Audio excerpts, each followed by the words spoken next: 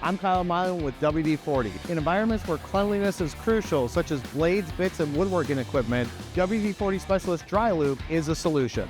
Let me show you how it works. Step 1. Identify dust-prone equipment. Focus on areas with high dust exposure like metal cutting equipment or saws. Step 2. Apply dry lube. Spray the dry lube onto the equipment. Its formula ensures no mess lubrication, resisting dirt, dust, and oil. Step 3. Check the performance.